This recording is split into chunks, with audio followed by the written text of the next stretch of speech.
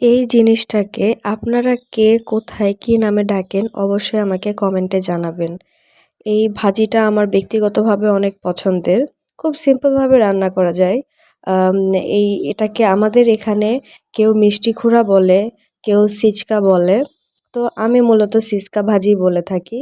তো এইটা আগে কেটে নিয়ে তারপরে এর সঙ্গে কিছুটা পরিমাণ পটল ঝুরি করে এবং ১ থেকে ২ টার মতো আলু ঝুরি করে সেখানে পেঁয়াজ আর কাঁচামরিচ দিয়ে তারপরে আদা রসুন পেস্ট, হলুদ, লবণ, গুঁড়ামরিচ আর তেল দিয়ে মাখিয়ে আমি প্রেসার কুকারে উঠিয়ে দিয়েছি।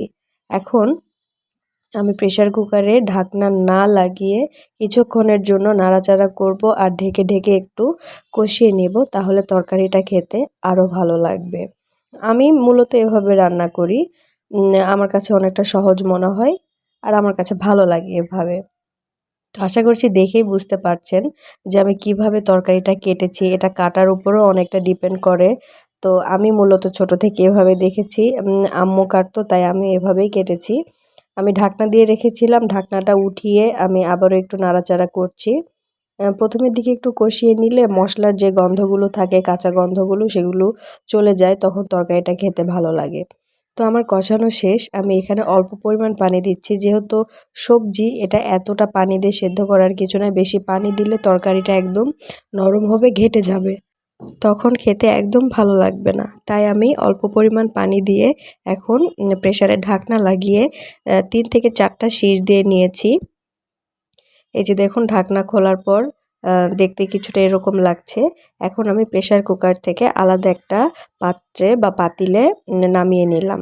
এখন আমি যে পরিমাণ পানিটুকু আছে সেটা আমি আস্তে, আস্তে জাল দিয়ে শুকিয়ে নেব। এটা শুকিয়ে এলেই কিন্তু তরকারিটা হয়ে যাবে।